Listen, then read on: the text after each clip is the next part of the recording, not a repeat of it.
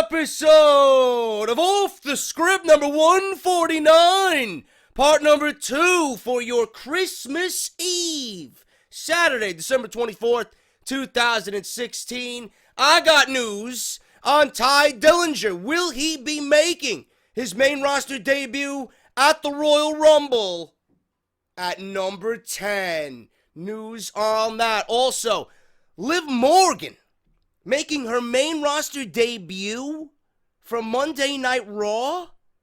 Are you fucking kidding me? Anyway, I got news on that, being that it makes absolutely no fucking sense for WWE. I got news on AJ Styles versus Samoa Joe, rumored to be taking place at Wrestlemania 33. What the fuck is going on with that?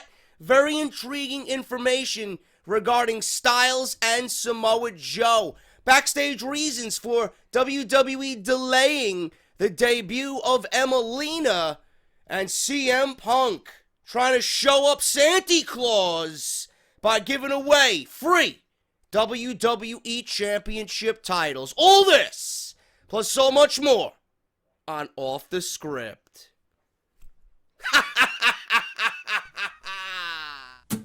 JD from New York, 206. It's time for Off the Script. Big Show and Ryback, Strowman and Roman. Get off my fucking TV and save me the misery. And all you fucking goons, just grab a cold beer. The man of the hour is finally here. JD from New York, 206. It's time for Off the Script. JD from New York, 206. It's time for Off the Script.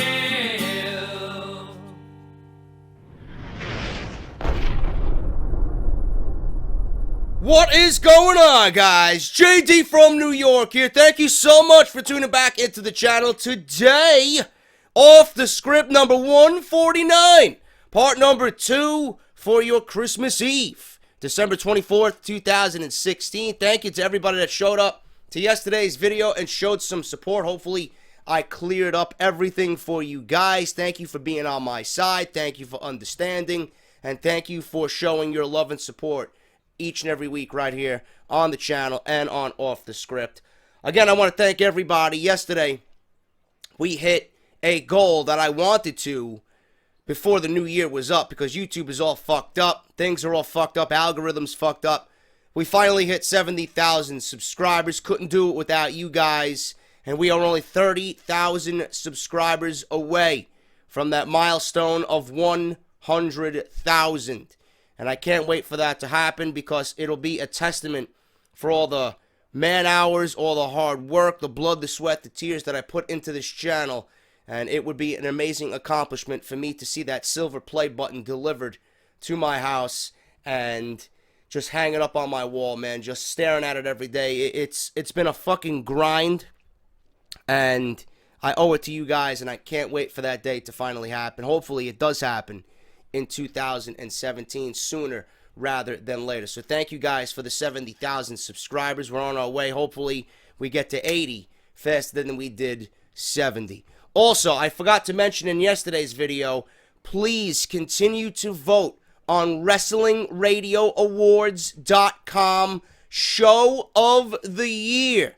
I want you guys to write in Off the Script with JD from NY. I want you to hit submit. And I want you to vote for Off the Script for Show of the Year, Podcast of the Year for WrestlingRadioAwards.com. Link and information will be down in the description below. Make sure everybody does that each and every day. You can only vote once. I think the only competition that I know that's been hyping it up for their brand and their show is Solid Monster. So he might be the only competition that we got.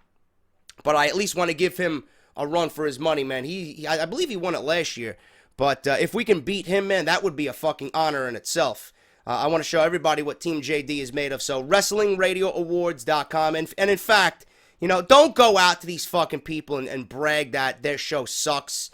Because, in fact, I voted for Solid Monster myself because he's my favorite podcast that I listen to on a weekly basis. So, enough with the bullshit, all right? Don't go tweet these people. Don't go tweet Jim Ross or all these other fucking guys, you know, Kevin Castle and Don Tony. Don't do that, I mean, that makes me look unprofessional, okay? You don't got to do that. It makes you look like a fucking idiot as well, you know? Some fucking buffoons on Twitter went out to Solid Monster and started tweeting him out, fuck this guy, Team JD for life. Don't do that, dude. I mean, seriously, I never said to do that. I never instilled that upon you guys to do that. So why would you take that upon yourself to go and say something like that to one of the more respected, reputable guys that's doing this? You know, that pisses me off. So don't do that and don't make yourself look like a fucking clown, all right? All I'm asking for you guys to do is help the show out and keep it at that. WrestlingRadioAwards.com and vote for Off the Script with JD once a day. I don't know when the voting will end, but hopefully we get some notification on that and we get to the next phase of voting. So thank you guys for that and whoever has voted thus far. Also, before we get into the news, guys, quickly, House of Glory just released a teaser trailer for House of Glory 6, their 6-year anniversary show that I had the honor and the pleasure of calling with Matthew Ryan Shapiro at the NYC Center in Queens, New York. Hardys versus Dudleys versus EYFBO versus the Private Party. Fatal 4-way for the House of Glory Tag Team Championships in their main event. Also, Leo Rush versus Ken Broadway, their Crown Jewel champion. It was a great fucking night. They released a trailer on their YouTube page. I want you guys to go check it out and show some support, man. I believe the full show will be released on their website, possibly on their YouTube channel. I haven't heard anything yet. I got to reach out to my buddy Isaac to see what's going on with that. But hopefully you guys will get to hear some commentary from me and Shapiro on that show, man. I think we did a great job, even though I was under the weather.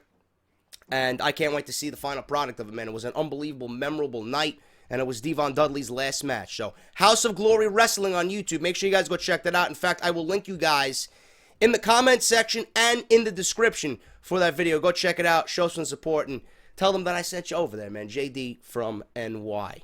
Now, let's get on with the news, guys. Thank you for all that. You guys know the rest. Twitter, YouTube, subscribe, follow, Patreon, Barbershop Window. I'll go over all that shit at the end of the show. Let's get into the news. And I want to start off with this one. This is a funny fucking story, man. CM Punk. And no clowns. He's not coming back to the WWE, even though I should. I should make the thumbnail and the title very clickbaity so you guys click on it. CM Punk gives WWE an early Christmas present. Maybe I'll do that. You know? Maybe I'll do that. I don't know. We'll see.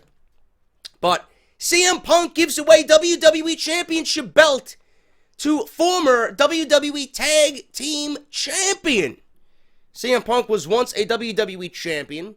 He held the title for 434 days as the longest reigning champ in the modern era.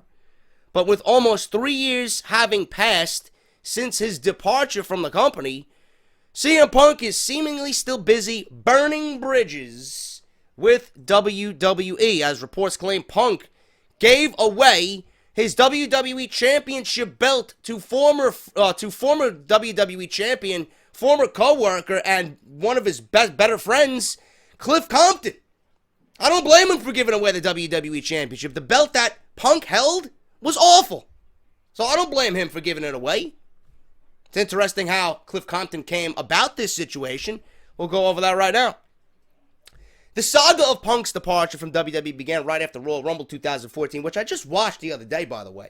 I wanted to go back and relive WWE's disastrous fucking decision about not putting Daniel Bryan in that Royal Rumble. Awful. Having Bryan not in that Royal Rumble, awful.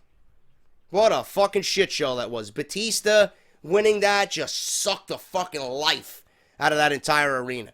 But the matchup that Punk had with Bryan, Punk had with Bryan, I wish. That should have been the main event for WrestleMania that year. The match that Bryan had with Wyatt was fucking phenomenal. That was probably the best thing on that entire fucking show. That was great. But it began in the 2014 Royal Rumble. And Punk was one of the last remaining guys in the ring until fucking Corporate Kane came out of nowhere and eliminated Punk as was just, just whatever, Guy comes from nowhere already eliminated earlier in the night, and he comes back to eliminate CM Punk. He wasn't even a legal man in the match. And it was reported that Punk had walked out of the company for reasons that were then undetermined. PW Mania said at the time that Punk quietly failed to show up for Monday Night Raw the following night. I would. If I was eliminated by fucking Corporate Kane after lasting 50 minutes, when he should have been the one to win the match, being that Bryan wasn't in it, I would have walked out too. He did not show up for Monday Night Raw following the Rumble, and that his apparent decision to walk out would have potentially canceled his rumored match with Triple H at WrestleMania 30. CM Punk reportedly told Vince McMahon personally at Monday's Raw that he was going home and then got on a plane for Chicago. WWE.com has since removed Punk from all upcoming live events and house shows over the next few weeks, including Monday Night Raw. That was the story that PW Mania reported back in 2014. While this unexpected turn of events has allowed WWE to get the wheels turning on Bryan's tremendously received WWE Championship win at WrestleMania 30, fans were mystified by Punk's walking out and had held out hope for his eventual return. But that would never come for CM Punk, as WWE Champion, or former WWE Champion, I should say, spilled the beans on all the circumstances of his walkout when he appeared on Colt Cabana's Art of Wrestling podcast in November, which was a fucking unbelievable listen. On that now notorious podcast episode, Punk explained that health was the main factor behind his decision to quit. He did, however, also blame WWE Dr. Chris Amon, or Amon, however you want to pronounce it, for misdiagnosing what had turned out to be a life-threatening MRSA, MRSA infection, and had expressed a lot of gripes over WWE's booking, particularly how he had failed to main event WrestleMania despite his historic status as the longest reigning modern-day WWE World Champion. And in what appeared to be adding insult to injury, Punk allegedly, Punk alleged that WWE fired him on the day of his wedding to AJ Lee, who had retired from wrestling several months after her own record-breaking reign as WWE Divas Champion. Since that podcast, CM Punk is focused mainly on his MMA career and other endeavors, while also being very critical of the business he once was involved in. According to a July 2016 report from WrestlingInc.com, Punk criticized wrestling fans wrestling as being too scripted in terms of the promos cranked out by performers, as he spoke to Matt Serra and Jim Norton on UFC Unfiltered. He also trolled WWE by joking about making a comeback to the company on the year's final episode of SmackDown Live in his hometown of Chicago, as several other news outlets had reported. On a more serious note, it looks like the disdain for pro wrestling is so strong within CM Punk still that he's given away his WWE Championship title back from his reign. According to reports from WrestlingNews.co, the report cites that a tweet from Cliff Compton, who worked in WWE as one half of the tag team Deuce and Domino, which I thoroughly enjoyed their act. I do think they were very, very underrated, Deuce and Domino. I like that gimmick. I like their shtick, man. I thought that was great. I really thought that was great. Cliff Compton said that he was recently helping Punk look for Christmas stuff in his storage unit. While Compton and Punk were going through items, they found Punk's WWE Championship belt in a box that contained other wrestling titles inside, and in Compton's words, it was a legit belt, a very heavy one with the CM Punk ring name on it. He adds that Punk freely gave the belt away as a Christmas present to Compton after he remarked that it looked cool. It's not every day that you hear of wrestlers giving away legitimate title belts away to people, especially close friends. But with CM Punk giving his WWE Championship away to Cliff Compton, it appears that the 38-year-old mixed martial artist and former pro wrestler isn't quite done distancing himself from the WWE. Listen, Punk is no dummy. Number one, Punk doesn't give a shit. You know, if Punk's going to come back, I'm pretty sure another one of those titles is going to be won regardless. Number two, Punk knows what needs to be done to stay in the spotlight. He knew people would pick up on this, you know, especially with Compton tweeting it out. Hey, look what CM Punk gave me for Christmas. Merry fucking Christmas. He gave me a WWE Championship, a legit championship with his nameplate on it, back from his 434-day reign as one of the longest reigning champions of all time. Of course that's going to make news. Of course that's going to make rounds. Punk is no dummy.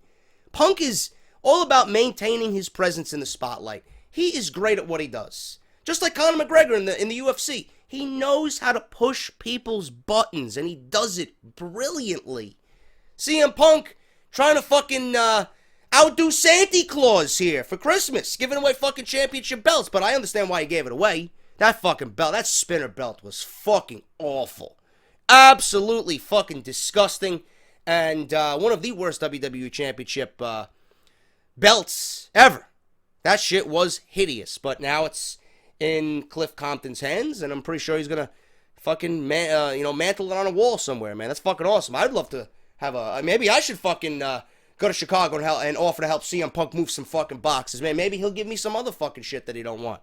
You know, that's fucking great. Good for Compton. Good for Punk. Pushing the buttons of everybody in the media, everybody on these dirt sheets, and especially everybody in WWE as well, with his resiliency and his disdain for WWE, man. That's fucking great. Good on CM Punk. But he'll be back. He will be back in the WWE. Whether you want to believe it or not, they always come back. You know? Always. He will be back in the WWE.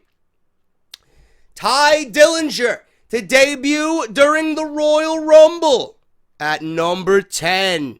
The Perfect 10, Ty Dillinger, has been one of the best workers in the WWE for years, even dating back to his first run with the WWE, but now he's possibly on a roll of popularity that might make him a massive star with the company. For some time now, WWE has seen the success of Ty Dillinger's hard work pay off for him as he's delivered quality matches night in and night out, even when he was told he would lose the match. Listen, man, Ty Dillinger has been one of my favorites for the last couple of years, man. His gimmick is so simple that it's easy to like. He's a likable guy. The gimmick is fun. Perfect 10. The theme music gets you fucking hyped as fuck, dude. Don't fucking bullshit me. I know you guys love that theme song. I know you guys get hyped when you hear that fucking theme come out. I know you guys get hyped when he pulls the fucking 10 out of his tights and he shows it off as the camera's panning around. That shit's fucking beast, bro. I can picture Ty Dillinger being a huge success on SmackDown Live. Raw? Nah. Ty Dillinger would not be the perfect 10 on Monday Night Raw. He'd be negative 10 Ty Dillinger on Monday Night Raw. Because that's what they'd fucking do to his push. Negative 10. 10? I have 10 bristles on my toothbrush. Fuck out of here. Seriously, Ty Dillinger is fucking great, and I hope he makes the main roster. And coming out in, I was gonna say Orlando, San Antonio. I got my fucking cities mixed up. And coming out in San Antonio in front of 70,000, I think they would eat that shit up, man. Especially with Takeover happening the night before, they would love that, man. Perfect 10, entrant number 10. I think that's great. His quality of work never disappears. I'm still laughing at the fucking 10 bristles thing from Kevin Dunn, man. I don't know, man. Seriously, I love that you guys love the Kevin Dunn impersonation. I don't even know where that started, man. I'm pretty sure he doesn't talk like that, but it's just hilarious to know that this guy's a fucking asshole. His quality of work never disappears, and that kind of model employee is tough to find. Very true. His Perfect 10 gimmick might have started out as a heel role for him, but people caught on with that. But the WWE fans began chanting it and loving him for it. They would cheer him more and more to the point that WWE felt they had no choice but to make him a babyface. The 10 chant kept going and getting over so completely that WWE fans began chanting it all over the place. It was a mainstay all Survivor Series weekend, from NXT TakeOver Toronto to Survivor Series to Monday Night Raw. Every time the referee made a 10 count, you know, or he was making a count for the 10 count, you know, while the wrestlers were on the outside, people were chanting fucking 10 with every countdown. And they were doing that shit at the House of Glory show that I called with Shapiro at the NYC Center, anniversary number 6. They were doing that shit too. So that shit is over as fuck, man. That really is over. The people everywhere at wrestling events are chanting 10 when the referee's making their 10 count. Ty Dillinger would take on Bobby Roode at NXT TakeOver, which you guys seen. Great opening match to that pay-per-view. Both men are Canadian, so people expected both to get cheered heavily, and they were right. The 10 chants were a big thing the whole night. Bobby Roode's entrance was fucking unbelievably glorious. And they continued the next night on Survivor Series, which I just mentioned. It trickled into Monday Night Raw as well, and SmackDown Live as well. Most thought that since all of this happened in Canada, no one should pay close attention to it. Then it began to happen every week since, and that made WWE realize that Ty Dillinger might not be a flash in the pan and become a huge star in WWE. Now, according to Ringside News, WWE is considering the idea of having Ty Dillinger enter the Royal Rumble match at the pay-per-view of the same name as, of course, entrant number 10. It makes total sense to have him come up to the main roster, but the question is, would it be smart for him to do so and leave what he could do in NXT behind? Listen, the way it is right now, the only thing that I see for Ty Dillinger, if they want to keep him in NXT for the time being, the only thing that I see is Bobby Roode eventually beating Nakamura for the title at WrestleMania weekend. I think Bobby Roode's going to beat Nakamura for the title at NXT TakeOver Orlando. I think that's the right place to do it.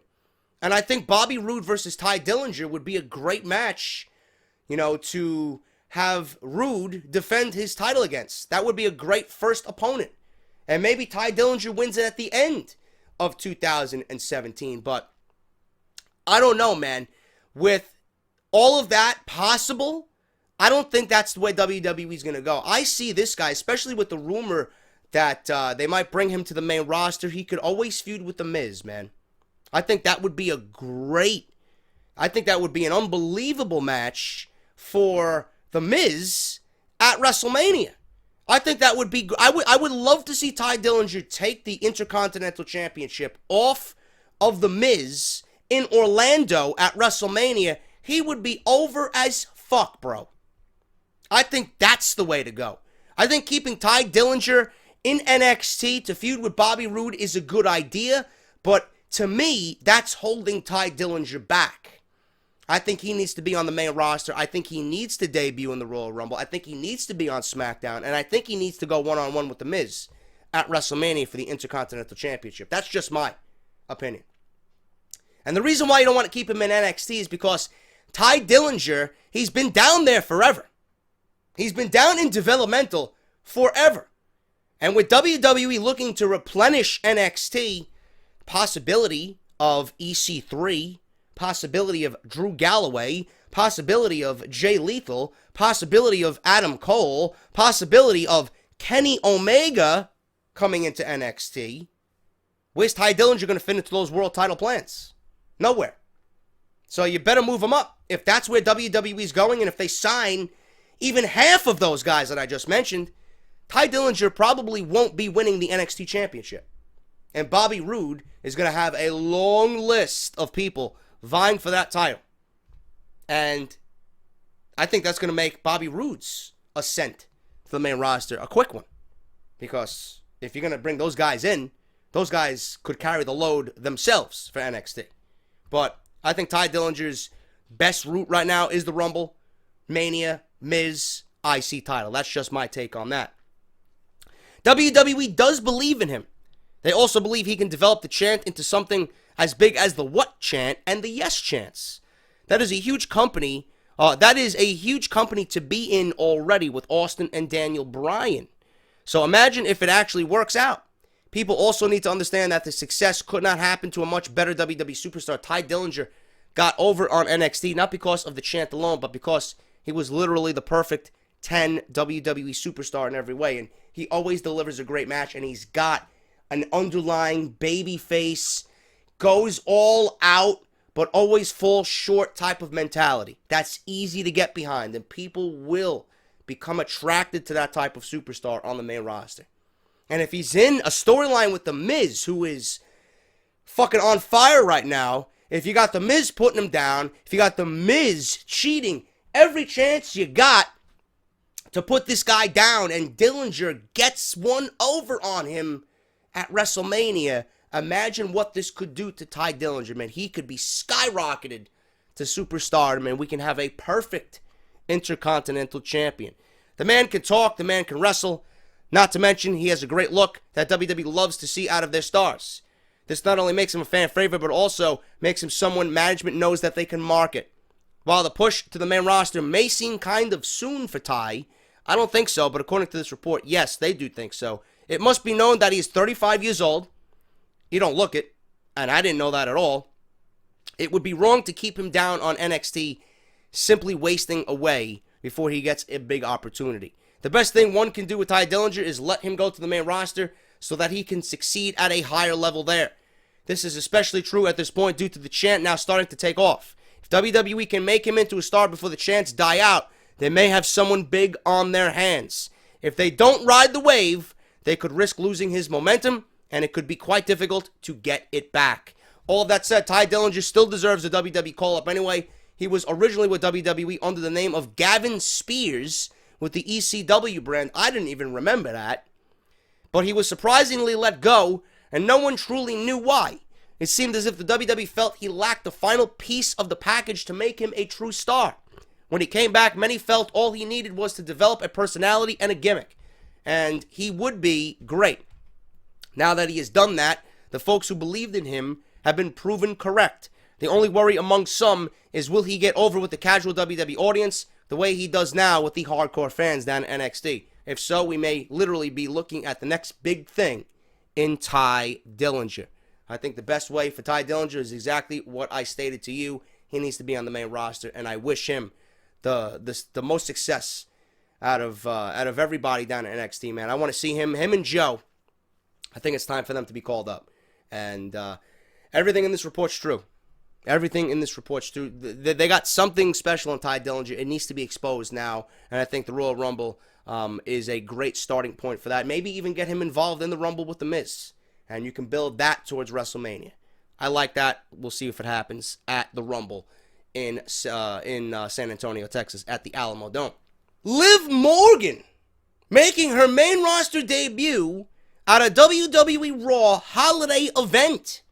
Recently, WWE, why? I asked myself the same question. I know. JD, why? Why? I'm asking myself the same fucking question.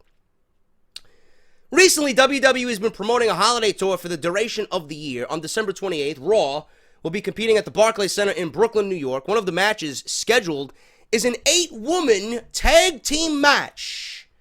Interesting, being that there are only 2 women on Monday Night Raw.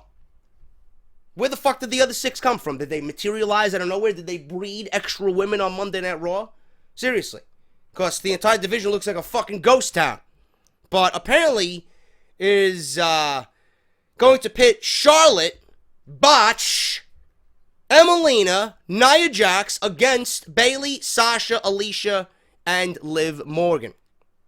Not only does this match indicate that Emmalina will be competing as a heel, maybe, I don't know what the fuck's going on. At this point, she might not even fucking appear on television. So who the fuck knows what's going on with Emmalina? I'll tell you in a second.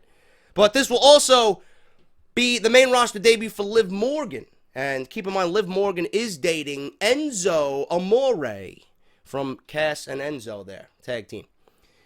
The 22-year-old Liv Morgan has been an NXT mainstay since starting with the brand in 2014. Morgan has had not a very strong presence on NXT, but her Jersey Pride character has gained support from the NXT fans as people have rallied behind her during recent feuds with Billie Kay and Peyton Royce. Morgan told WWE how grateful she is to be under the WWE umbrella. Ooh. This is what Morgan had to say. And I quote, "To have made it here is completely humbling and beyond anything I could ever have imagined. I wake up every day excited to learn. I grew up a huge wrestling fan. My mom was a single parent raising 6 kids, and she worked very hard to provide whatever she could for us. We didn't have fancy material items, but we had cable, which meant we had WWE multiple times a week. That completely took over our lives, and I fell in love with it the moment I watched." Are you fucking kidding me? Seriously? A main roster call-up for Liv Morgan, I'm telling you right now, is absolutely premature and the wrong decision. She's not even over in NXT. You're going to put her on the main roster to be what? Swallowed whole by the Sasha and Charlotte fucking bogus hype train? Are you serious? NXT doesn't have many women to begin with, and you're going to pluck another woman from NXT? Especially one that's undeveloped, who doesn't have much going on for her anyway. Her theme music sucks. I haven't gotten behind her in 2 years. It's going to be another 2 years for me to even fucking realize that Liv Morgan is part of the women's division, because right now she's non-existent to me. I don't give a fuck about Liv Morgan. But you're going to put her on Monday Night Raw, right? You're going to put her on the Raw brand. Hopefully, this is nothing but a tryout. If the tryout goes well, which I'm assuming it won't, then she'll go down to NXT. If by some fucking strange occurrence that the fucking Brooklyn crowd showers her with fucking streamers and confetti and fucking fireworks and they're fucking bowing down to Liv Morgan, then maybe she'll get a main roster call-up. But until then, no. Not gonna happen. Liv Morgan needs to stay on NXT. We don't need Liv Morgan on the main roster. Simple as that. WWE discussing the idea of AJ Styles versus Samoa Joe at WrestleMania 33, but this might be a rumor killer to this big news story. Heading into WrestleMania season, there have been many rumors about what WWE has planned for AJ Styles as the WWE Champion. The possibilities for the WWE title match on WWE's grandest stage are endless, and there are many exciting matches that have been rumored that it's a pity the powers that be must choose one. No matter what they decide, it is expected that the Phenomenal One will likely be involved, as well he should, being that he is the superstar of the year for 2016. AJ Styles will face some challenges before making it to WrestleMania 33 as the WWE Champion. Next week, on the last edition of SmackDown in 2016, he will defend the title against Baron Corbin and Dolph Ziggler in a triple threat match. WWE book a swerve, but AJ losing the WWE title before Royal Rumble doesn't seem likely. There is still a lot of speculation that The Undertaker will face Styles at the event, which I hope is true. I would love to see Styles lose the title to The Undertaker at Royal Rumble and go on to WrestleMania to fight John Cena. But WWE might have something else in mind with Styles, Cena, and The Undertaker. All the speculation surrounding John Cena's return to WWE programming next week during SmackDown has him immediately entering the WWE World title picture, which would reignite his feud with AJ Styles and likely send the two into a title match at the Royal Rumble. As if the potential for John Cena and The Undertaker wasn't enough, another rumor has come to light claiming that Samoa Joe could join the party. It was rumored this week that Samoa Joe would not only be making his highly anticipated debut on the main roster soon, but he may be receiving a WWE title shot at WrestleMania 33 against AJ Styles. The two men have had a lot of history in this industry together, and they'll cross paths again in WWE. That is an inevitability, no question. It will be happening. But the rumor has been confirmed false, and Joe vs. Styles will not be happening at WrestleMania 33. After the conclusion of the feud between Joe and Nakamura over the NXT Championship, Joe's WWE television debut is imminent. According to recent rumors, Joe could be heading to Raw or SmackDown, hopefully SmackDown, and whatever they have planned for him, it won't involve AJ Styles or the WWE Championship yet. It's not confirmed who AJ Styles will be facing at the Royal Rumble next month, so speculating on his opponent for WrestleMania could be looking too far into the future. Hopefully we have a better understanding of that next week on the final episode of SmackDown. Especially when he may lose the title to John Cena or The Undertaker at the Royal Rumble. If WWE is going to pull the trigger on the Dream Match, however, you have to question where that will leave AJ Styles for WWE's biggest show. It was recently reported that WWE officials might combine all of these elements and book Styles versus Cena versus The Undertaker at WrestleMania in a triple threat match. On paper, that match may be the best possible situation for the WWE title and all three men on the grandest stage of them all. Before I even end this report, I don't mind that at all, but I would much rather prefer a one-on-one situation. Now, I know AJ Styles deserves a main event at WrestleMania, but I think WWE right now, if they want to make the Cena-Undertaker thing special, because Undertaker, honestly doesn't have a lot of time left. This may be, his last WrestleMania. If this is not, he's got maybe one left in him, max. Especially following hip surgery. If WWE wants to visit this epic encounter with Cena and The Undertaker over the WWE Championship, I say they do it now. And AJ Styles can be booked against a Finn Balor. Maybe AJ Styles can be booked against somebody else in a multi-promotional match or inter-promotional match for WrestleMania. I don't know. There's a lot of moving parts. And I've been stating that for weeks. Balor could win the Rumble. We could see Balor versus Reigns. We don't necessarily have to hear the Reigns-Braun Strowman rumors. They might not come to, fruition. They might not be true. We might see Balor win the Royal Rumble and shock us all and then go on to fight Roman Reigns at WrestleMania. Kevin Owens could beat Roman Reigns at Royal Rumble, and we could have Balor versus Owens at WrestleMania. There's so many moving parts. So many good options for WWE. It's all going to come down to them. And this is the best thing about this season. Because everybody's back healthy. WWE has a full roster. WWE has a multitude of different options that they could visit. But if you're looking at this in terms of Cena and The Undertaker, it does really raise the question, what the fuck does AJ Styles do at WrestleMania? And he does deserve a main event. Maybe a triple threat is the best way to go about it. Because if Cena does win the title at WrestleMania, he doesn't necessarily have to pin The Undertaker. Undertaker doesn't need to lose via pinfall in that triple threat, So maybe they want to visit that type of situation. I don't know. But on paper, that might be the best possible situation for the WWE title and all three men. Cena can win his historic 16th World Championship at WrestleMania. Like I said, Undertaker doesn't necessarily need to be pinned. Styles won't be forced to sit back and not main event. They won't hold him back because we all know Styles deserves a main event spot after what he's done, carrying SmackDown on his back and being literally the best performer in the entire fucking company. That might be the best situation for WWE right now. But right now, there's a lot of speculation about the WWE Championship at WrestleMania. But based on the news, Cena will also be involved in the WWE Championship picture. His return to television next week on SmackDown should provide a lot of clarity to WWE's creative plans heading into WrestleMania. We might see The Undertaker on next week's SmackDown. We might. It's not out of the question. He's not advertised, but we might.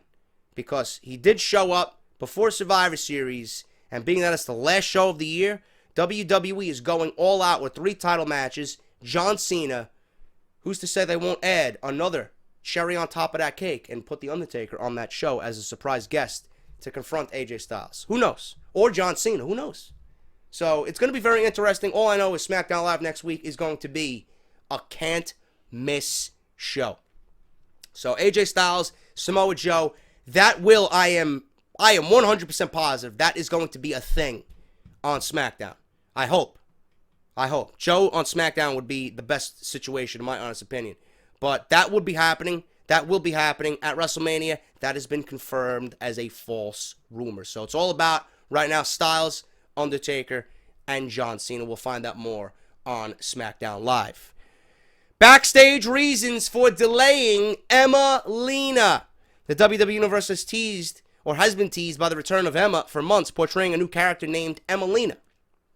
Vignettes promoting the makeover from Emma to Emmalina began airing in October with a tagline that reads, "Premiering soon." But just how soon has continued to be a mystery. Emmalina's debut was originally scheduled for December 12th, with a December 5th vignette promoting as much. But when December 12th came around and Monday Night Raw aired, another video saying she would be premiering soon displayed instead. And in the weeks since, there has been no clear indication of when she will actually appear on television.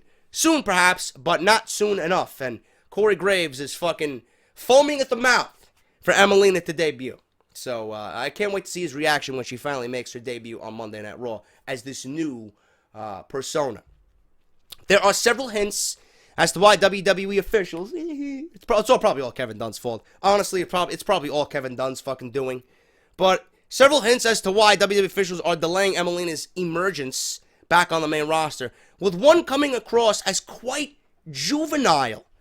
On the most recent episode of Meltzer's Wrestling Observer Radio, he suggested that the delay has become one giant rib one giant joke, either on the fans or Emmalina herself, or both. It started to resemble the repackaging of Brodus Clay when John Laurinaitis teased him for weeks to come out as a huge monster, only for Clay to return with a dancing gimmick instead of the monster most had imagined. And I thought Brodus Clay had a huge upside as a Vader-esque monster on Monday Night Raw. That was flushed down the toilet when he came out dressed as an oversized, overweight pimp with fucking 2 dancing women and this funky gimmick, which everybody had their jaw dropped, not because they were shocked at what was displayed in the ring via his wrestling ability, but being that the gimmick was so fucking terrible. It was a joke. It was an absolute disgrace. Ringside News is also reporting that WWE officials have held off on bringing Emma out because they have scrapped 2 creative angles in what would have become her first feud back. It makes sense that they held off on the original December 12th debut, but seeing how they wanted to wrap everything up at Roadblock before bringing her into the fold, they probably should have held off on the vignette if that was the case as well. At first, the company wanted Emmalina to confront Sasha Banks upon her debut as a way to transition Sasha away from Charlotte and the Women's Championship. However, it was later decided to give that spot to Nia Jax, who you saw attack Sasha this past week on Monday Night Raw after Sasha tried to call out Charlotte to congratulate her. However, it still appears that a program between Nia and Sasha will be short-term, lasting no longer than the Royal Rumble. After those plans were nixed, it was then pitched to repair Emma with Dana Brooke to resume that angle. The 2 teamed together in NXT and were achieving some level of success together on the main roster before Emma was injured in May. She actually got hurt during a house show tag team match with Dana. Surprised Dana didn't fuck up Emmalina and get her injured. I would be completely fucking shocked if that wasn't the case. But she got hurt during a house show tag team match with Dana against Sasha and Becky Lynch. In either plan, Emmalina would have portrayed a heel, but both have been scrapped as of now. Putting Emma back with Dana would certainly make sense considering Brooke's recent lack of direction since splitting from Charlotte again, but this Emmalina character appears much different than the persona she featured prior to the injury. WWE officials were impressed with her work in early 2016, but wanted to pretty much accentuate her looks more this time around. We all know Emma is a beautiful woman. We don't need to accentuate her looks. I think everybody was very, very comfortable with what we seen out of Emma, evil Emma, when she was debuting on the main roster, or was about to debut on the main roster with the draft. Her work in NXT was great. She was absolutely great at what she did in the ring. In fact, the match with Asuka at NXT TakeOver London was probably one of the best matches of the year last year. That was fucking great. As far as the women go, that was the quintessential women's match. That's how you do women's wrestling. I remember it to this day. That was a great match, and it actually opened the show. So, just based on that, I was excited for Emma because I knew what she could do. But now, I hope it doesn't become a Brodus Clay thing. I really don't. I hope they don't, have her come out and this is what she's stuck with. And people are going to mock her and laugh at her and fucking scoff at her. Why would you do that to one of the more talented women you have on the roster? A woman that could make a difference in a division that is non-existent right now. I don't understand it. But at this point, I've given up. I really don't even care. How many weeks? The max should be 4 weeks. It should have happened after Roadblock. Seriously. 4 weeks is the most you got to go with these vignettes. We've been seeing them for 2 months now. At this point, who cares? I think the most interesting thing I'm interested in seeing right now is Corey Graves' reaction when Emmalina comes out. That's it. Emmalina, we don't know when she's going to be debuting. It's going to continue to be a mystery. And like I said, at this point, I'm pretty sure you guys are in agreement with me. You don't care. I don't care. I don't think anybody cares right now about Emmalina. Just give me evil Emma back and have her be the fucking tough, rugged bitch that she was, man. That's all I want. And I think that would get over in the women's division as a true heel. because you're going to need a true heel other than Charlotte. And I think Emma was the perfect fit for that. That is Off the Script. Thank you guys so much for everything today. Hope you enjoyed the video. If you did, hit that thumbs up. Make sure you guys check the description for House of Glory, Barbershop Window if you guys want your merchandise. Barbershopwindow.com. Type in Off the Script in the menu, in the search bar. It'll take you right to my online shop. Patreon.com/JD from NY206. Follow me on Twitter at JD from NY206. Subscribe to the YouTube channel. 70,000 strong and counting. Thank you guys so much. WWE Slam Crate by Loot Crate. Use the coupon code JD from NY. Wrestle Crate. Use the coupon code JD Sent Me for an instant 10% off. And get ready for Wrestle Rumble. Royal Rumble Pick'em is coming. So make sure you guys do that. And also, WrestlingRadioAwards.com. Make sure you guys are voting for Off the Script. I'll see you guys on Christmas Day. A Christmas episode of Off the Script. Will we see Santa Claus? Will JD be the Grinch? Find out tomorrow. Thank you guys so much. Hit that thumbs up, and I'll see you all on Christmas morning. If you guys are celebrating like I usually do on Christmas Eve, have a Merry, Merry Christmas. Thank you guys for everything. I hope you guys get everything that you've asked for this year. And like I said, I'll see you guys on Christmas morning for part 3. I'm JD, and I'll talk to you guys tomorrow.